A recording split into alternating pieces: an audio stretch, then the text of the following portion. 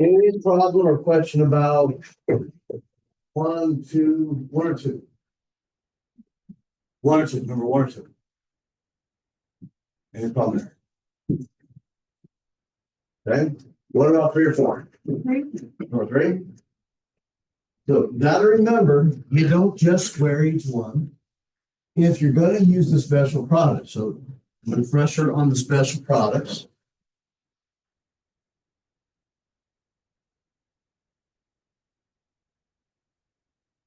If you have a perfect square like A plus B, perfect square, two terms, perfect square, you take the first term and you square it. In the middle, it's plus, multiply these together, A times B, and you double it two times, A times B. And then it's the last term, it's always a plus B squared. So you multiply AB in the middle and you double that answer. If it's subtraction, A minus B, perfect square. You square the A squared, same as the plus. In the middle, the only thing that's different is this will be minus 2AB in the middle. You multiply A times B together and you double it, but it's going to be subtraction if this is subtraction. The last term is still going to be plus B squared. And the reason why it's going to be plus B squared, when you multiply that out, A minus B times A minus B, the last times last, when you go this one times that one, it's negative B times negative B. A negative times a negative will be a positive B squared. And then the third one is A plus B times A minus B. So the two terms are exactly the same. The first term is the same thing, A and A. The last one is the same thing, a B and a B. So these two terms are exactly the same thing. The only thing different is the sign. When you multiply something that looks like this, you're going to get the A, the first term is going to be squared, and you're going to have minus the last term squared. There's nothing in the middle. So this is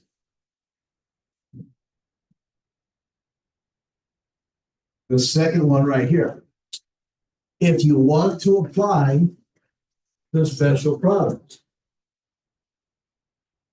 we're looking at A minus B perfect square. So I'm going to square the first term. The first term is an X. So I square the X. The next thing is you multiply A times B and you double it in the middle. So it's going to be 2 times X times 12.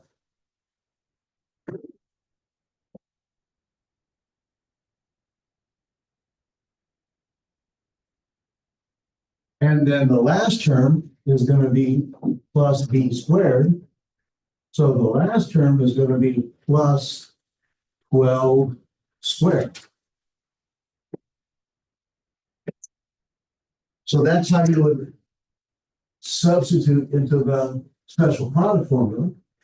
So simplify, that's X squared minus 2 times X times 12. Well, 2 times 12, that's 24X. And then plus 12 squared is 144. You got to know your squares. Or just remember, if you don't want to do it that way, you don't have to. It's X minus 12 times X minus 12. And distribute. X times X is X to the second. Positive X times negative 12. Positive times a negative is a negative 12X. So now we distribute the negative 12 to both. Negative 12 times X is negative 12X. Negative 12 times negative 12. To be aware of the sign. Negative times a negative is going to be a positive. 12 times 12 is 144. Simplify, X squared. These are X to the first. I have negative 12X, another negative 12X. they add up to a negative 24x. And then my constant is 144. Doesn't matter to me how you get there as long as you get there. You don't just square this, though. You don't just go x squared minus 12 squared. That's not how you do it. Okay? That doesn't work. What I did was I add the 2x. So it's like instead of doing x squared, I put 2x. That's why I went wrong. That happens. Difference between multiplying by 2 and then multiplying it times itself. Any problem with 4?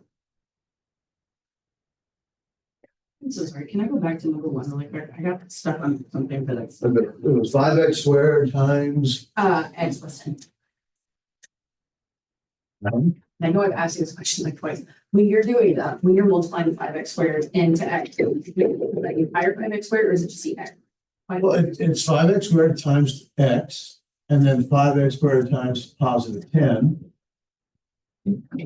So 5x squared times x, all I can do is multiply this one times this one.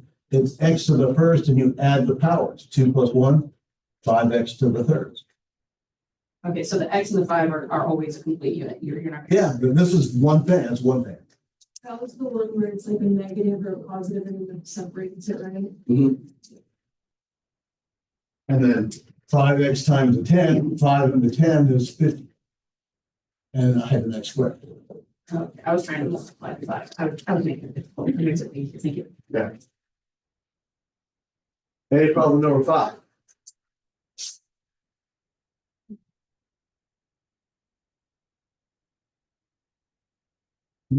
No problem. Yeah. It's where I see people get lost on number 5 is they try to do something over here and they're trying to put it over there, or they're setting it up in a box, which I know a lot of you might have been taught putting it into a box in high school, and it worked out great, and you're trying to recreate that.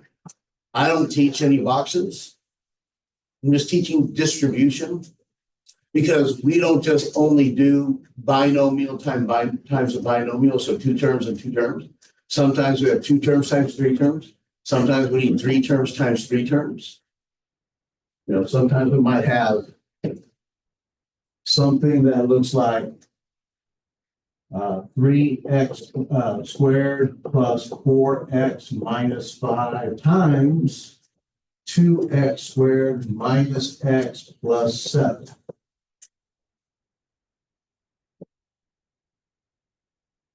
And so now you need a box that's 3 by 3. So you have 9 little squares in there that you got to figure out and multiply together. And then you got to figure out how to add all the like terms. Or you just distribute this one to each one. Then you distribute this one to each one. And then you distribute that one to each one at a time. And you write the next step left to right and underneath. So you keep track of everything.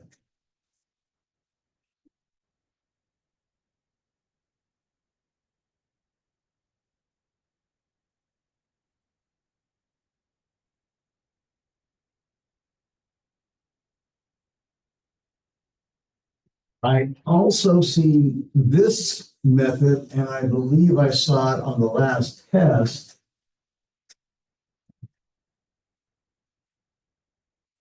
I'm not going to go through that, but 4x plus 3 times 3x minus 8.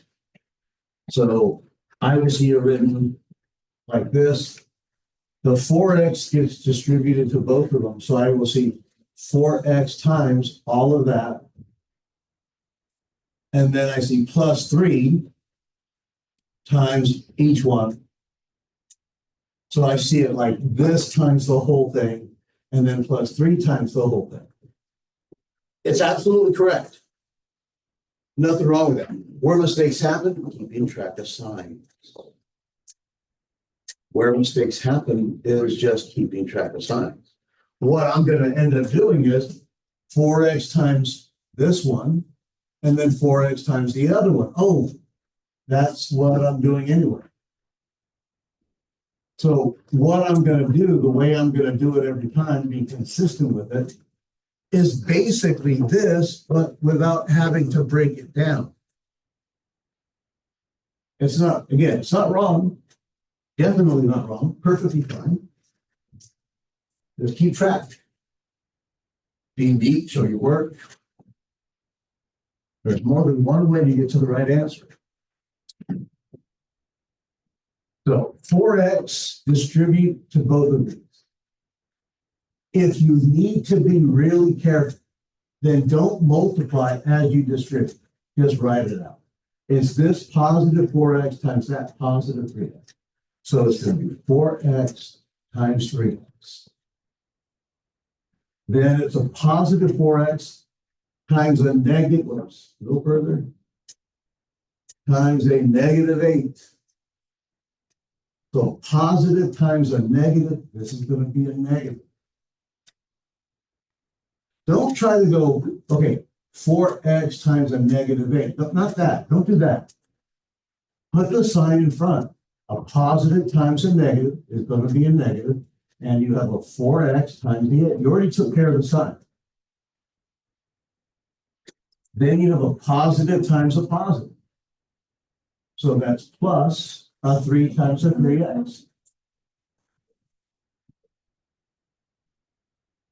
And then we have a positive times a negative. So the first thing I'm taking care of is the sign. Positive times a negative, this will be a negative 3 times 8. And if you have to hear the voice in your head or mumble, do it. Say it as you multiply it out. Hear it. It will help. Positive times negative is the size of the negative. Positive will be positive. Negative times, that's negative times a negative is going to be a plus. So now I'm going to do the multiplication. 4x times 3x. 4 times 3, 12. X times x, x to the second. Okay. Minus 4x times 8. 4 times 8, 32. X. So you got to remember to bring that x out. Plus 3 times 3x, 9x. Minus 3 times 8, 3 times 8 is 24. You do not have to do this second step right here. You don't have to show that part. You can go straight from the problem to that step there. I showed that second step, so if you aren't getting to the third step, maybe you need to show the second step. There are problems where you might want to show that second step when you get to the radicals. Combine my terms. This is the only one with an x squared. Well, x squared. And again, I can only tell you what I've seen. Mistakes. They don't put the square on. They don't see that there's a square on it. So they think it's the same kind of thing as the other two over here. So here's where you think. You know that if you're driving to Los Angeles versus San Francisco, when you get to Los Angeles, you should see basically a lot of flat land for the most part. When you drive to San Francisco, you see bridges and a really dense city and water. So if you see dense city, water, bridges, and you're supposed to be in LA, you're in the wrong place. You know you're multiplying these two together. You're supposed to have an x squared when you multiply something like this out. If I don't have an x squared, there's something wrong. You know what the answer is supposed to look like. So keep that in mind. I'm supposed to have an x squared. The first term should be the x squared. Okay? And then negative 32x plus 9x. So negative 32 plus 9 is negative 23x.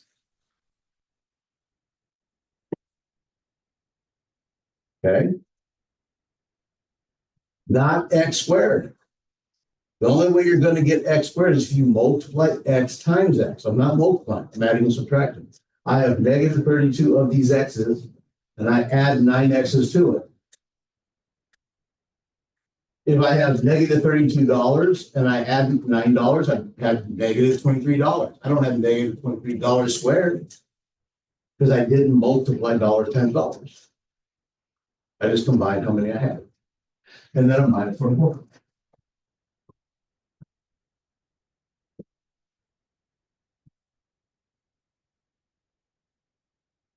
Here's where we're headed. Factoring is jeopardy. How do you answer a question in jeopardy? You have to give the question. They give you the answer and you're supposed to come up with a question.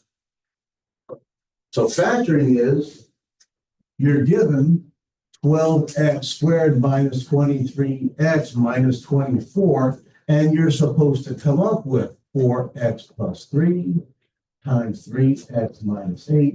And you're being asked, what times what equals this? Here's the answer. What was the question? Factoring is what can we multiply together and get 12x squared plus minus 23x plus minus 24. So undo the multiplication, take it apart. And that's what I've been telling you, that in mathematics, once we teach you how to go one way, but then we got to go the other way. Okay. Everybody learned how to make a left turn. We also got to learn how to make a right turn. Think about how the world would be if all you could do is make a left turn. And to make a right turn, you got to make 4 lefts. Is it 4 lefts or 3 lefts? 3. Actually, we just turn right. How about number 6? Yes. Okay. You will see something like number 6. But you will see it from x to the 4th minus 625, and you've got to create and make x plus 5, x minus 5, x squared plus 25. So what you need to do right now in your brain is you need to take a picture in your brain and recognize the fact that x to the 4th minus 625 will factor into something that looks like x plus 5, x minus 5, x squared plus 25. You're going to get a review sheet for this test like every other test. That review sheet is going to have questions like the test will. If you don't actually practice and try to do those questions for yourself, and that's what I'm seeing in this class, Wednesday class, trig. Literally, I told my trig class, you need to know the sine, cosine, tangent for 0, pi over 6, pi over 4, pi over 3, pi over 2. If you know those angles, you know everything. So when I ask you what is the cosine of 17 pi over 6, its reference angle is a pi over 6, cosine of pi over 6 is equal to square root 3 over 2. What quadrant is this in? It puts quadrant 2, so it's going to be a negative square root 3 over 2. You need to know it by heart. It's an exact value. If you know it by heart, we're all good, because you don't have to use a calculator on it. I've been saying that since the first day of class. I gave them a memory quiz where they had to show me that they could do these angles. And I told them, if the class gets an 80% average, I will put the unit circle, which has these answers, on every test. That's 50% average. Said, I'm dangling here. Use this. Oh, wow. Out of 30 points, I had people get less than 5. And it shows. If you're told the answer to number 4 on your test is 12, and you show up to the test and you say 9, that's on you. Okay. I said, this is why I have no hair left. X plus 5. X minus 5. There's nobody ever in the history of our species that can multiply 3 things together all at once. 5 times 3 times 4.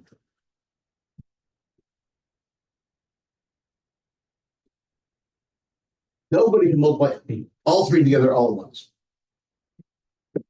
You multiply 5 times 3, we get 15. And then 15 times 4 is going to equal 60. You multiply 2 of them, and then you multiply the third. I can also do this, so I group those 2 and then multiply by 4. Or I could multiply 3 and 4 first, so 5 times 12. And that's a 60. Or I could rearrange things and change it to 5 times 4 times 3. 5 times 4 is 20 times 3. That's a 60. But nobody can just multiply all 3 and come up with 60. You get 2 things multiplied together, and then you multiply the third.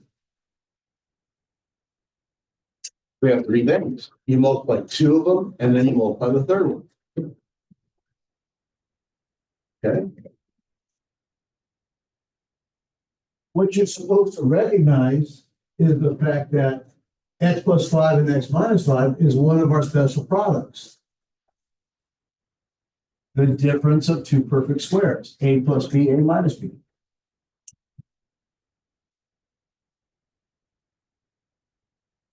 The first term, they're both x's. The signs are different. One's a plus, one's a minus. Now remember, this one could be the minus. This one could be the plus. It doesn't matter which one is which, as long as they're both different. They're opposite sides. And then the second term is they're both bi's. So if I multiply this together, you're going to get the first one, x is going to get squared, and then it's minus, and then you get your 5 squared. And it's this answer times this one over here.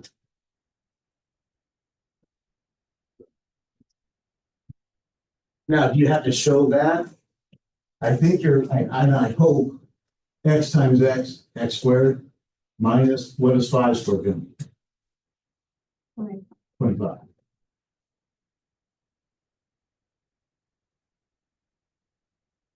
Now, if you don't recognize it, if you don't recognize it or you don't trust yourself, x times x is x squared. Positive x times positive 5 is a positive 5x. Negative 5 times x is a negative 5x. Negative times positive, so it would be a negative 5 times 5, 25. We have an x squared. 5x minus 5x canceled out. Minus 25. So the first 2 multiplied together, x squared minus 25. And then look what you have.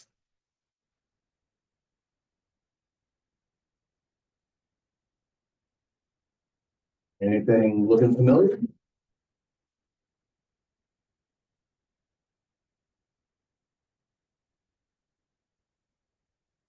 What's the first term in each parenthesis?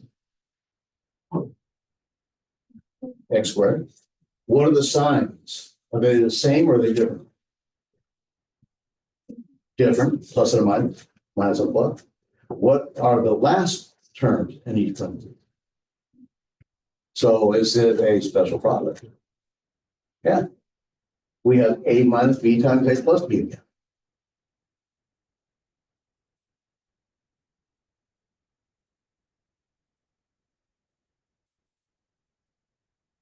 This is A minus B times A plus B.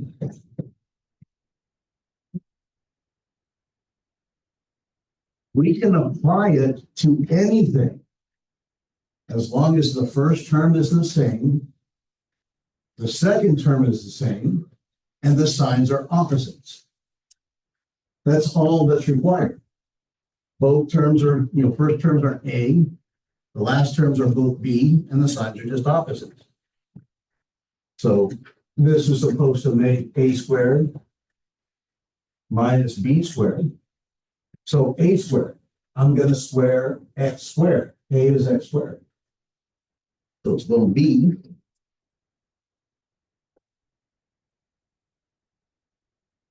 this first term, X squared, and I'm going to square it. The first term is going to get squared minus the last term, 25. 25 is going to get squared.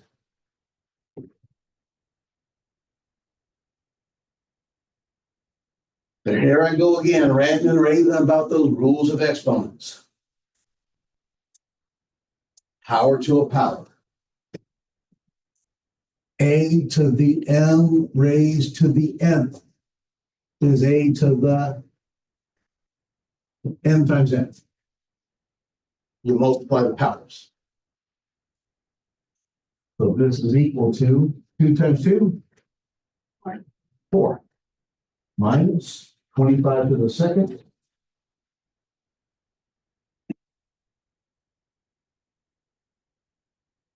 And I know that you're capable of doing that 25 to the second because I know I gave you a list of perfect powers you should know by heart. And it even has 25 to the second right there at the bottom. The first column or the second column is your x squared. So when x is 25, 25 to the second is 625.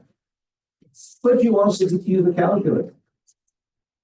You really will do yourself a big, big favor if you know your perfect squares all the way through at least 25. You will really do yourself a big favor if you know your perfect cubes through your 10.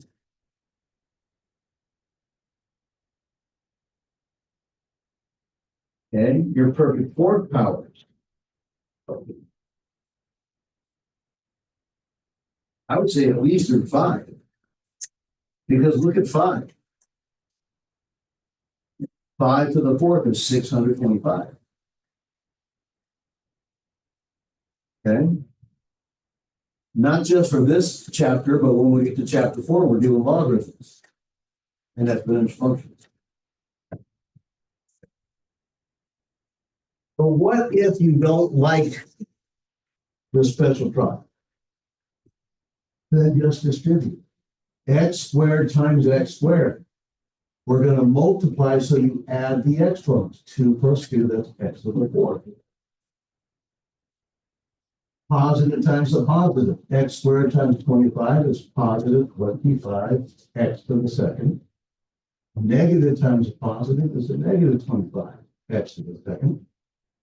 And negative times a positive is going to be a negative 25 times 25 is 625.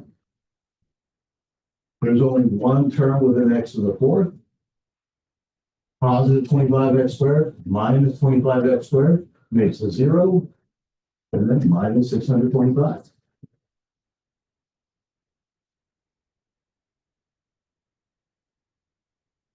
You are going to be starting with something that looks like this. And you got to get it down to x plus 5 times x minus 5 times x squared plus 25.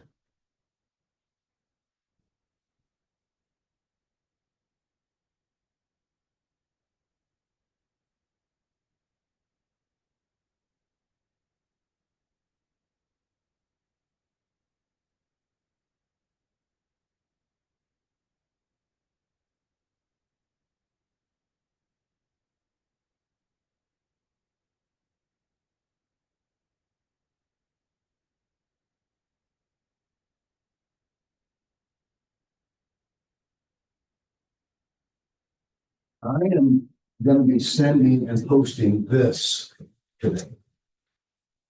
And it's called Factor Practice. And I'm gonna take you guys in here through the steps of factor.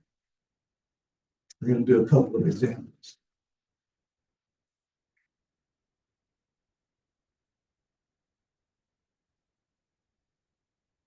But I'm gonna post this for everybody. If factoring is frustrating, then these are some examples, 1 through 12, to review and improve your factoring capability. 13 to 21 are examples from Chapter 2 that may require factoring in order to solve. Happy to help with any of these during office hours, but you guys also were dealing with them in the code.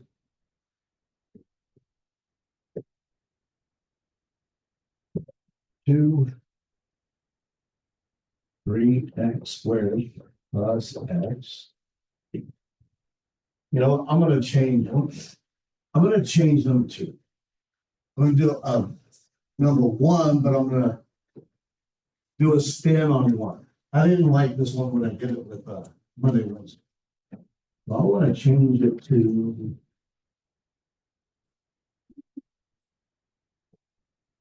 5y squared minus 75y. Sorry, 5y cubed minus 75y.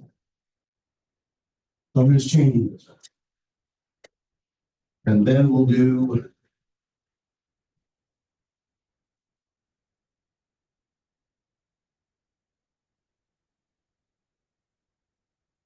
8, 7x to the third minus 21x to the second plus 14x.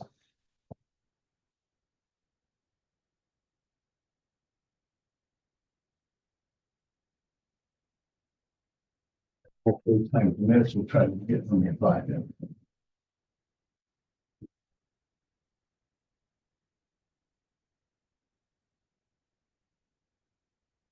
First step for factoring.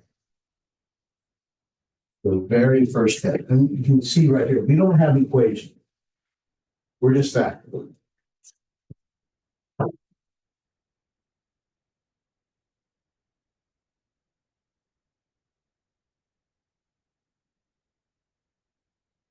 The most important thing you can do is make sure you pay attention to step 1. Factor out the greatest common factor. GCF stands for the greatest common, so they each have to have one factor.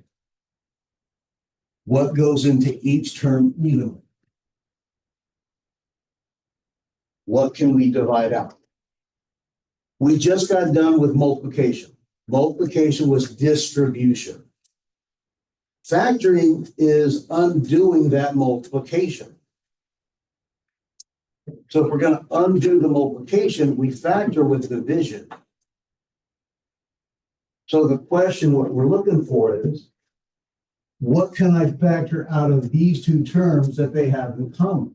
I mean, I can't take a 10 out of this. Like, okay, let's go. 25 goes into 75, but 25 doesn't go into 5. So I can't take a 25 out of each. Focus on the coefficient. 5 and 75. What do they each have in common? What's the biggest number that I can divide out, please? A 5. They're both divisible by a 5. So you see these arrows going out? I'm factoring out the 5. 5's coming out. Y to the third and a y. Now look at the variables. I can take a y to the third out of the first term because that's what it has. But does the second term have a y to the third to take out? No.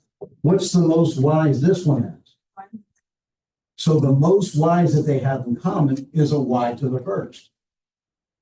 So I can factor out only a 5y because that's the greatest common factor they each have in common. it's supposed to become a multiplication problem. When we factor out, it's division. When I factor it out, I'm dividing each one by 5. That's how we factor out. So I know what I need to have left over. 5 over 5 reduces. What's y to the third divided by 1? Y to the? What do I do with the exponents when we do division? We subtract. This is y to the first. So 3 minus 1, I'm left with a y to the second. Minus, how many times does 5 go into 75? 15 times. So 5 goes into that 75 15 times, so 15. And then y goes into y evenly, there's no y left over.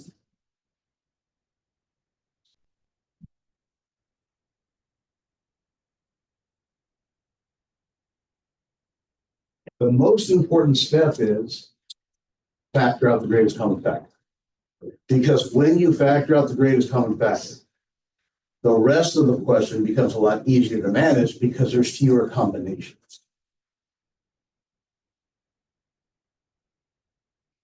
Step 2. Is it a special case? Or special cases are the special products. And if you recognize them, you can go ahead and use the special product. If you see something that looks like a squared plus 2ab plus b squared. And how you would recognize this is the first term would be a perfect square, and the second term would be a perfect square. Okay, that's how you would think about it, square and a square. Then you know it's going to be a plus b perfect square. Now, in here, no, that's not a perfect square. 15 is not something square. Maybe it might look like a squared minus b squared.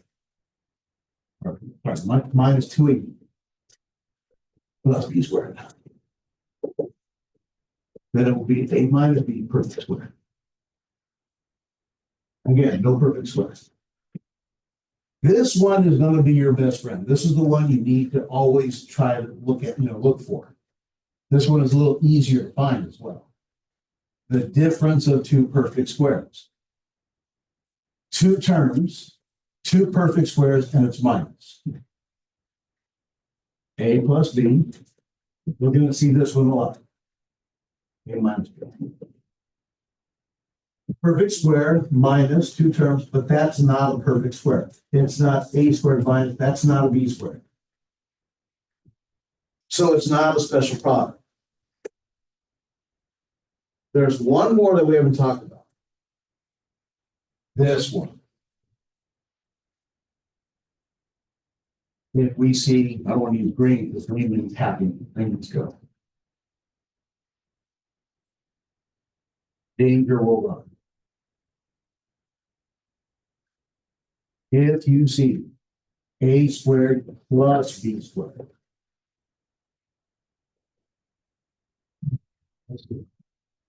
If you factor 6, what times what is 6? Okay, 2 times 3, 3 times 2. Okay, so that is a composite number. We can factor.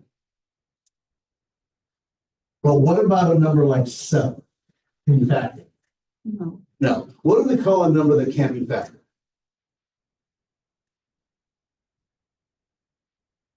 Or in this case, the only factors are 1 and 7. 7? You got a special name. Starts with a P.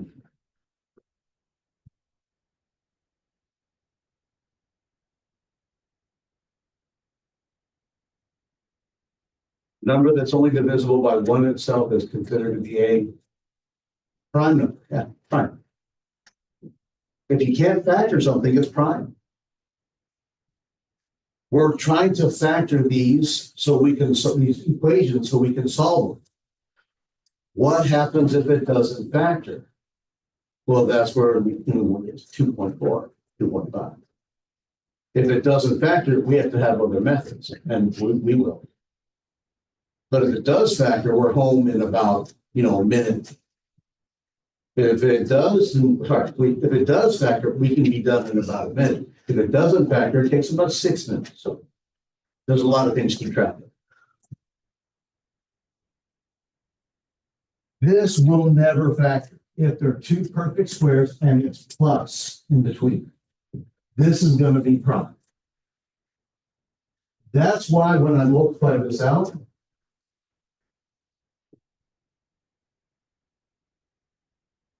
this one right here was x squared plus 25. This can't factor. There's no way to factor x squared plus 25 because of the plus. X squared minus 25, a squared minus b squared. Well, this is none of the special part. Step 3 is literally set up parentheses.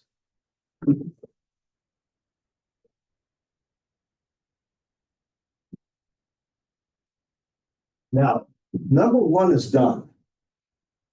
I'm not going to be able to take y squared minus 15 apart any further. But let's go to 8.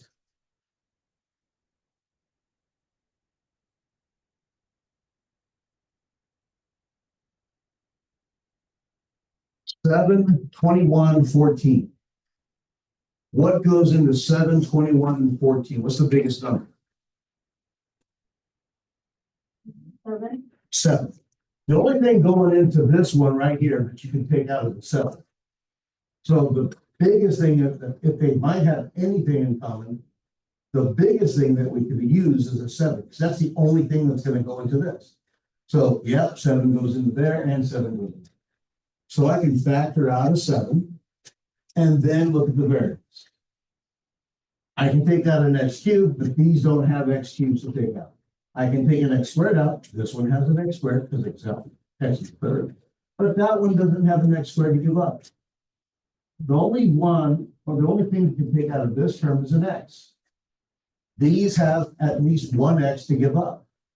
So the greatest common factor that I can take out of all 3 is a 7 times x.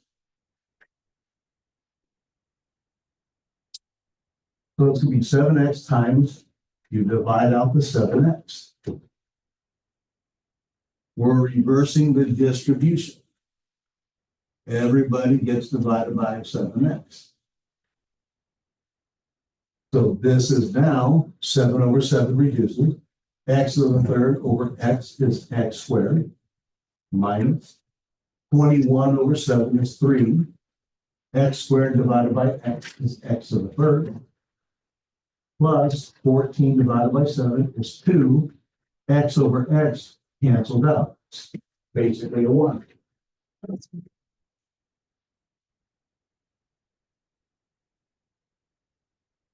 The directions are going to say factor completely.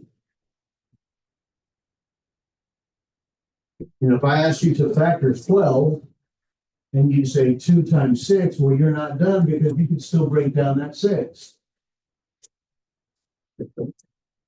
So we need to see if we can go again. X squared minus 3x plus 2 is not one of our special cases. So that's where literally step 3, set up parentheses. Bring it down to 7x. It's 7x. And I'm going to set up parentheses. And this is what I was talking about earlier. In your head, you know, when you factor something like this, we multiply 2 terms and 2 terms to get something like that. The final answer would look like 2 terms in a parentheses times 2 terms in a parentheses. Now, here's where I see the mistakes happen. People try to set up a parentheses at the same time they're trying to put stuff in. Just set up a couple of empty parentheses. Don't be in a rush.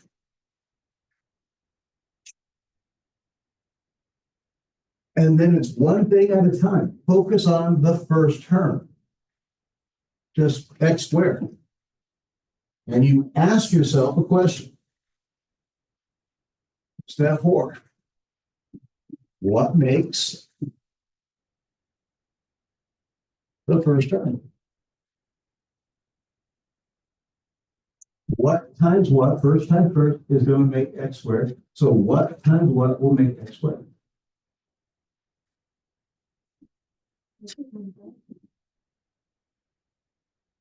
So you get two x's, but what time we say? We want to say that x times an x. So when you say it, separate what times what, because I'm saying it as what times what, x times x. So when I ask the question in my head, what times what? Because it's not always just going to be the same thing. If this was a, let's say it was 12, maybe it's x times 12x. Maybe it's 2x times 6x. Maybe it's a 3x times 4x. So instead of saying like 2x's, in this case, but if it was something other than x squared, what times what? You make a list so you don't miss it. It has to be, if this is going to factor, it has to be x times x. So you know, hey, that's going to work. That's it. I know this is right.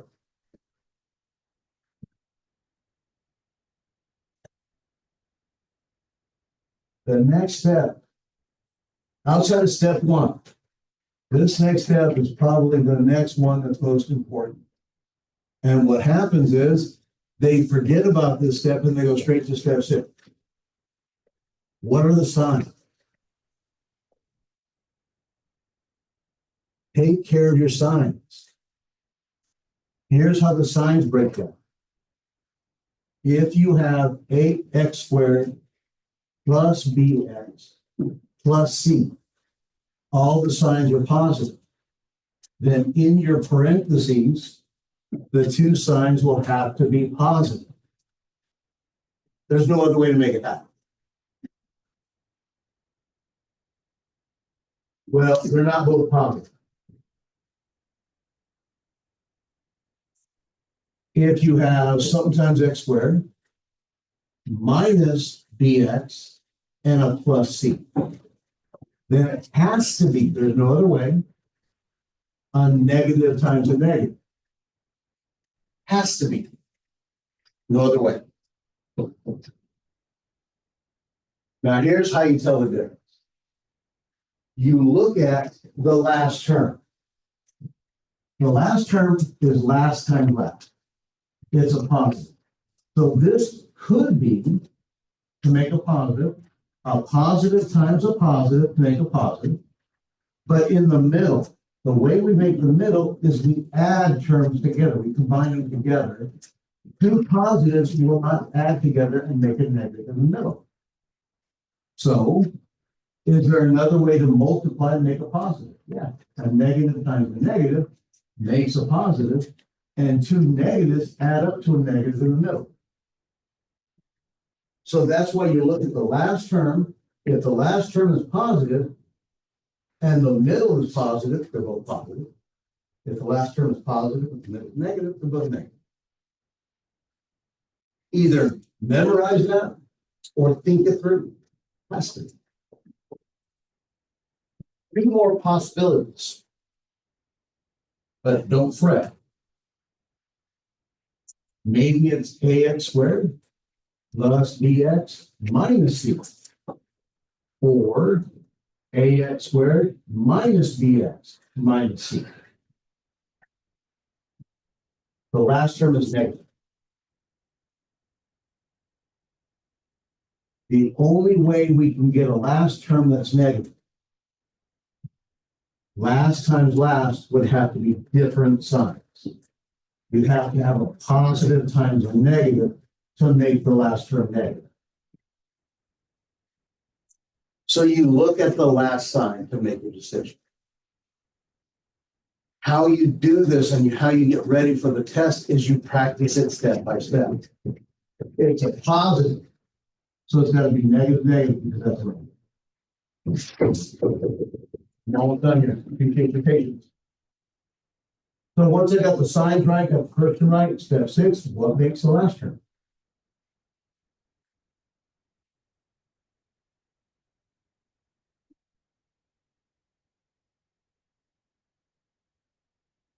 So last times last is supposed to make a 2.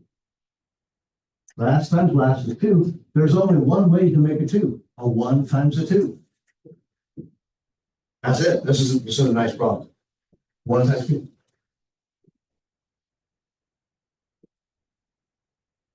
Now you got to see if you actually were successful.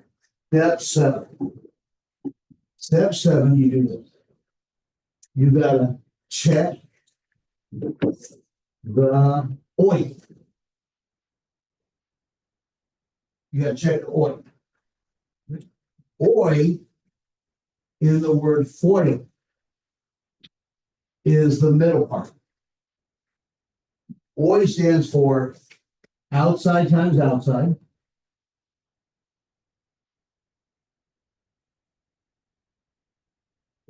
Plus inside times inside.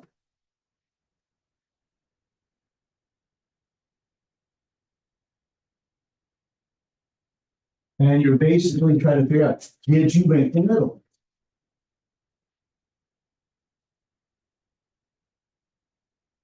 If you made the middle, you're done. If you didn't, maybe you need to try something else. Outside times outside. X times -2, -2x. Inside times inside. -1 times x is -x. -2x minus x is -3x in the middle. That's what we're supposed to make. So now I know it's fact. We will do more examples on Tuesday, definitely. Okay. Again, I appreciate the patience.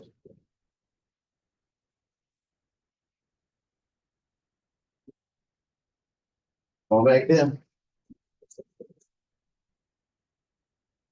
If you